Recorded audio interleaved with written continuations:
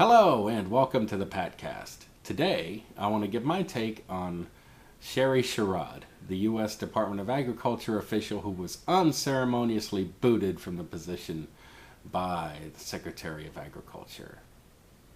I don't know if you remember, but in 2004, President Bush fell victim to a left-wing individual who provided Dan Rather at CBS News with all of these faked documents relating to his service in the Texas Air National Guard.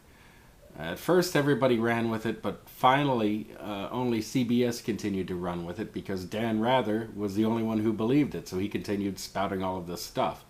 All of the producers involved were fired, and Dan Rather subsequently had to retire later that year. Fox News initially broke the story. This video was given to them by a right-wing blogger named Andrew Breitbart, and they didn't fact-check it. They didn't go, they used one single source, and they got bit. Unfortunately, the rest of the country got bit too. The NAACP, having a full 45-minute unedited version of the video, turned their back on Shirley and joined in the clamor for her to resign.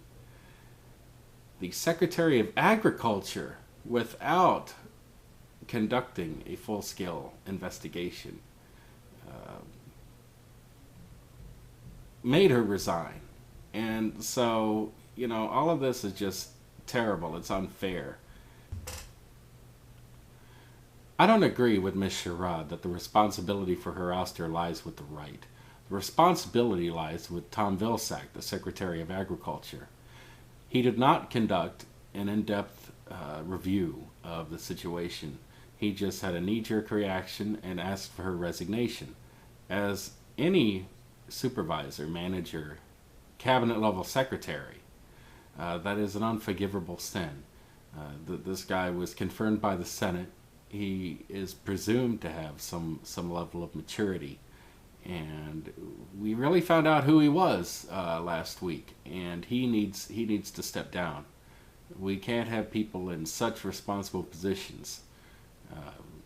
He's on the list to succeed the president if, God forbid, something happens, and we just can't have him as a cabinet level secretary. So, Tom, you need to step down. I've conducted, and the country has conducted an investigation, and you just ain't cutting it. People have to be careful how they use that racist brush.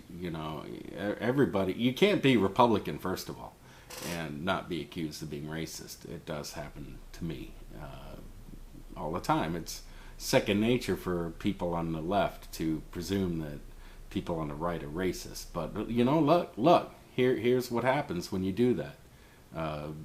People, an innocent person, can get caught in that crossfire, and her career and her life could be ruined. It happens up at this level where it's very visible, and I'm pretty sure that it happens to the average Joe six-pack. So, we need to be careful in this country how we just automatically presume that people are racist. Anyone who does a podcast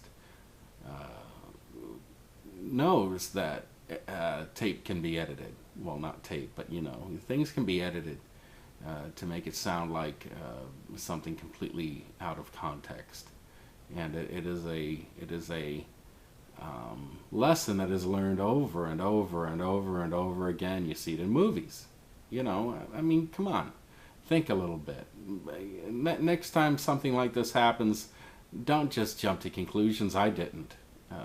And I'm very opinionated, and I did not jump to a conclusion. I figured this was, just too perfect of a setup. I figured something was wrong. So, I've been busy the last few days. I wanted to comment on this earlier, and finally I'm doing it now. So I'm interested in your comments. You can, send an email at patcast@rocketmail.com. You can go to the Facebook page, and we'll see you next time. Thanks.